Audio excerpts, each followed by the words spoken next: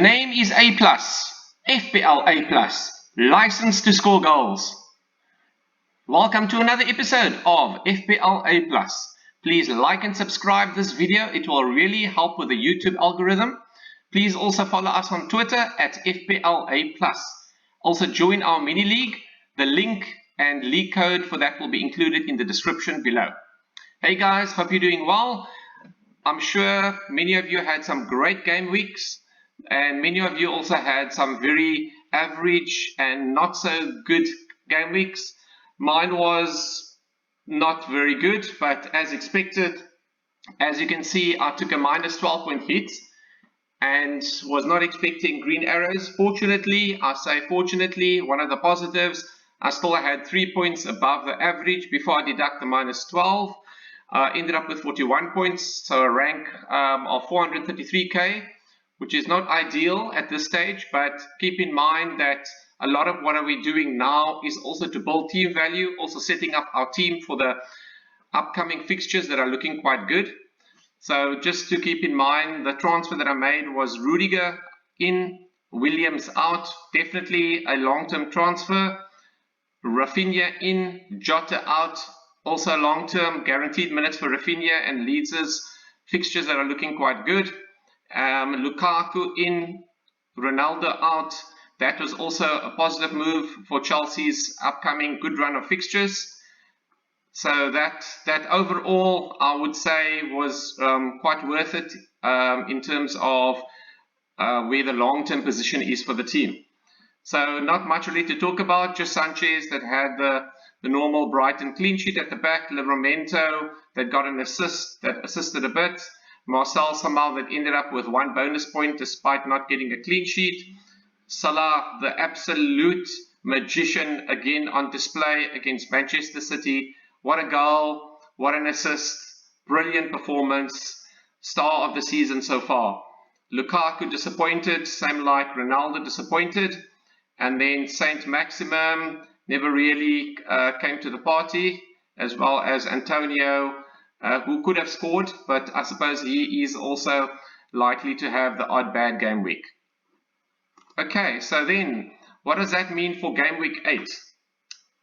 So the plan for game week 8, so this is the bus team. Before we move on, if I had to play the team as is, what is my risks? So the first risk is that Trent Alexander-Arnold might or might not play.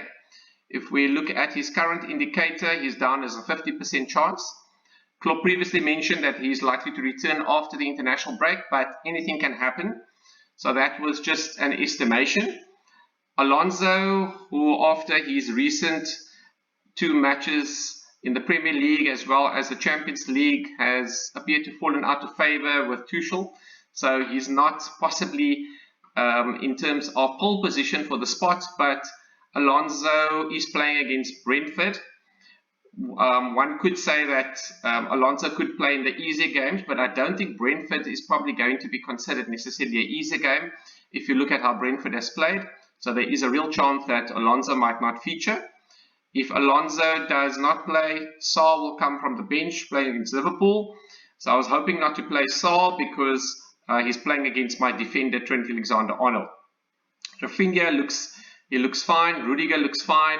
Marcel, I suppose it's a 60-40. Marcel's been okay-ish, but there is a chance with Aït-Nouri that's back that he could potentially play.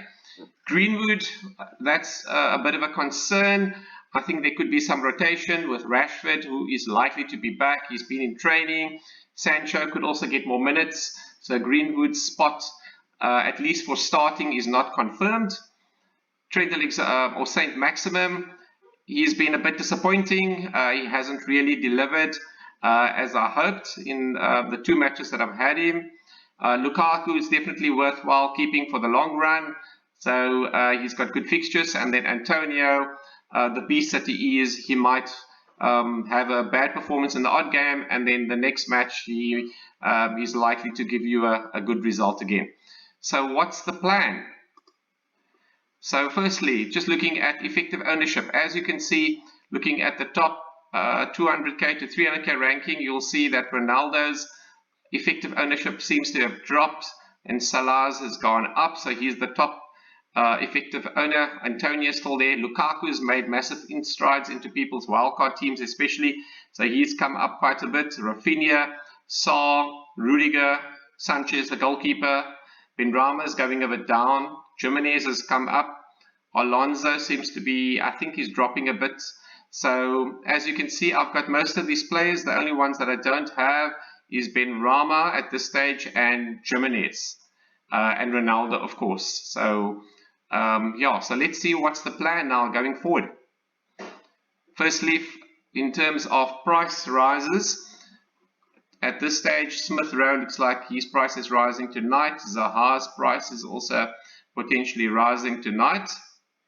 And then let's look at, before we go there, let's look at FPL statistics. Azpilicueta potentially as well. His price might be rising. Vardy is getting close to it. Doucouré as well, and Zaha. So these are all players to potentially target. Tony's also in there as well, and then Rafinha and Duffy also. The tickers appear to be that they're moving on quite fast. So Duffy is also a player that I'm also considering as an enabler.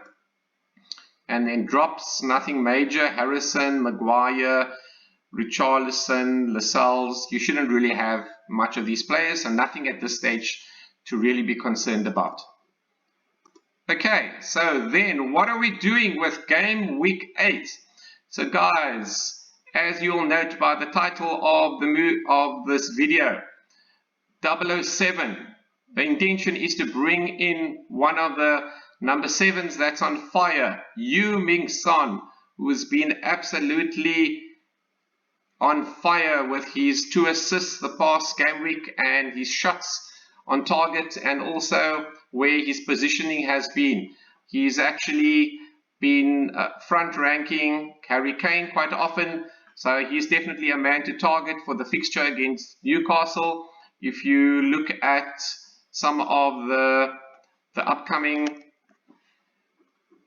fixtures that Spurs have, you will see there is Newcastle, West Ham, even though it's in red.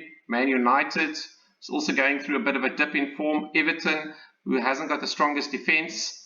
So those, I would say, are probably not really dark reds. They're probably very, very light reds. And Everton, I would not necessarily even give them a red. They are very inconsistent. Leeds, Burnley, and Brentford, Norwich. So there's quite a good fixture run. So my intention is, if I look at the fixtures, I am considering captaining Heung-min Son. The other contender is Mo Salah. And Lukaku's not got a bad fixture against Brentford. I'm just a bit weary that Brentford can be relatively tight at the back, even though they do score goals. I just think that Son against a struggling Newcastle team and defensively not really strong could do quite well. So the intention is to make that change. That's almost a very likely change, and who will be coming out? The person coming out is Greenwood. So Greenwood's likely not to be in my team. Then I've got a debate. Do I bring in Wang from Wolves, which will mean I take a -4, okay, and play this team?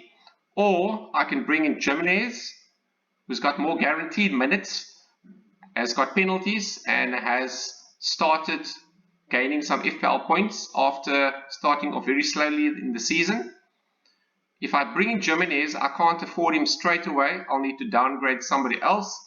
Nobody else to downgrade really at that value. I would probably need to downgrade Alonso to Duffy, which means that I would have Duffy against Norwich, which is not a bad fixture to have him for. And then it's possible that I might move Sanchez out in the next game week to Ramsdale, which means that if I've got Duffy, I've still got cover for Sanchez. So if you can get my logic, that might be a potential option that I do. The other option that I'm just thinking of now, if I am looking effectively for I think it's 5.8 less 4.3, so that's 1.5 million. So if I'm looking for 1.5 million, if I'm going to downgrade Saar, I'm not really going to be getting any one of value at that price point. So I think Alonso, who is not confirmed as starting and not nailed on at this stage, that's probably the best option that I can think of. Okay, but in this version I've got Wang, who I think is with the current form is likely to start, so that he could be a very good enabler as well. Okay, and then what's the plan for the next game week? So the next game week, my plan is to bring in another goalkeeper, and the reason for that is if you look at my players that I've got here, so Rudiger's got Norwich, Alonso has got Norwich, so either if Alonso stays or if Duff is in, or if Duffy's got a tough fixture, I think. He's got Man City and Liverpool. So then I would possibly play Livramento. He's playing Burnley, okay? And let's just have a look at Southampton. He's got Burnley and Watford. So that can work as well. So I'll bench Duffy and keep him for the easier fixtures, which is sort of Newcastle, Aston Villa, game week 11 to 13. And then all these players, Mo Salah, Rafinha, Son, Saar against Everton, Lukaku against Norwich. So he's likely to be a very common captain option. Wang against Leeds, Antonio even against Tottenham Hotspur.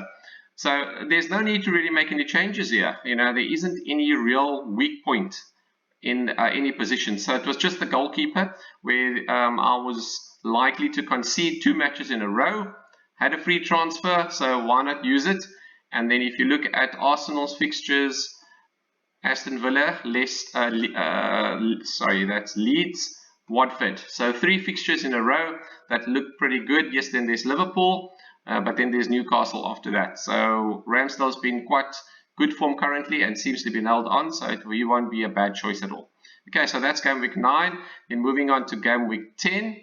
The plan for game week 10 would be to make some transfers. So what could we do? So you'd see in this version I've taken out Alonso, brought in Diaz from Manchester City. Okay, so that's a home fixture against Crystal Palace, so that should hopefully be a clean sheet. You look at the other defenders, they all look pretty good in terms of fixtures. Ramsdale as well. Salah looks like he's got a good fixture. Rafinha could be captain as well, but potentially Lukaku, but otherwise Rafinha is not a bad shot. Wang has got Everton, Antonio has got Aston Villa, and Saar's got Southampton. So those all look pretty good fixtures. So other than Alonso to Diaz, nothing else much really that needs to be done to the team. Just keep in mind, a lot of people are tending to transfer in double Chelsea defense, double Manchester City defense. Sometimes you don't need to necessarily go for the most expensive players to get points. If you can get a team that is in a streak or that's got quite good fixtures, or a player that's got a streak, you can cover that and potentially even at a cheaper price point, which means that you can then upgrade other areas of your team where some people might have some weak spots. So what I've decided to do is potentially at this stage not to go heavy at the back, but to try to have a bit more balance in my mids and my forward line. Okay, so then looking at game week 11 to give you an idea. So these are all indicative transfers, what I have in mind at this stage, based on what we know at this stage, but anything can happen during the international break or price changes, etc. So at this point, I am not planning to do any further transfers. So as you can see, all the matches that most of my team members are playing, they either stand a good chance to score or reasonable chance of getting clean sheets. And then there's even bench cover, even though it's not your premium players, it's pretty decent. Marcel's the one that's in question, but if you've got Livramento there in the meantime, I don't think it's a compulsory priority transfer. Okay, So then let's move on to game week 12, just to give you an idea how you can plan going forward, because it definitely helps to plan a few game weeks in advance. Okay, so then game week 12, you'll see a big brownish red under Ramsdale, so that's a tough fixture. So finally Ramsdale gets a tough fixture. At the back, decent fixtures. Livramento are brought in. The reason for that is he's playing Norwich, so that possibly is quite a good clean sheet shot. And then I've brought in Mabuemo instead of Saar. The reason for that is Watford have got Man United, and then they've got a few tough fixtures. They've got Leicester, Chelsea, Manchester City, and then look at Brentford, their fixtures, Newcastle, Everton, Tottenham, Leeds, Watford. So they seem to have a better run of fixtures, so why not bring him in? He's a midfielder, very good abler. He plays as a striker, and his amount of shots on target has been incredible. And he supports Ivan Toney as well, so goals, assists, everything. So quite good value at that price point. And then Antonio's got Wolves, Lukaku, also got a decent fixture, not going to be too easy, but a decent with Leicester. So the captaincy at this stage, considering Son again in this match against Leeds, could be a test for them. Wang on the bench, but depending how Wang performs in the other matches and if he's nailed on, he could potentially even play ahead of Livramento. So that's just something to consider, either Livramento or Wang. Some people prefer to play the attacker. So I think it just depends on how Norwich's form is going to be, as well as Southampton's versus Wang, before I decide on that move. Okay guys, so that's basically a planner that you can use just to give an idea. This is on livefpl.net. That's what I'm planning at this stage. Nothing is confirmed yet. I haven't made any early transfers. I might go the Jimenez route if I don't go the Wang route, but as you can see, having Wang gives me Son much easier, so it can help a bit. So I'm still thinking about that, but just to have a look at any other teams that have got good fixtures. So Brentford, pretty decent run. Ivan Toney is not a bad shot. Looking at Arsenal, well, they've got mixed fixtures, but if we just go back a little bit for Arsenal's fixtures, Man United after game week 14, they would probably be, so game week 15 onwards, they have very good fixtures. So Ronaldo and co, good idea to bring them in at that stage. Chelsea, they have got good fixtures until about, going through, I would say, beyond up to game week 17 onwards. Then we've got Liverpool with Mo Salah, any fixture, he's basically fixture proof almost. So pretty decent fixtures up to 14, and then it gets even easier after that. Manchester City, I would say after game week 13, from game week 14 onwards, it looks pretty good if you can work out the pep roulette. And Spurs, Spurs fixtures that I brought in Son looks quite good, right through till about 17 that you can see on here. And then Wolves, I would think that from game week 14 you would transfer out Wolves assets, because they have got Liverpool, Manchester City, and then the tight Brighton defense. Okay, so that is basically it. Let me know what you think about my transfer plan. If you have got any other transfer ideas besides my main man, number 7, Heung-min Son, while the other number 7, CR7, is being transferred out by lots of FPL managers and likely to be taken over by Lukaku and Salah as the top candidates going forward for captaincy. So think about your transfers, plan them carefully, don't make any rush transfers.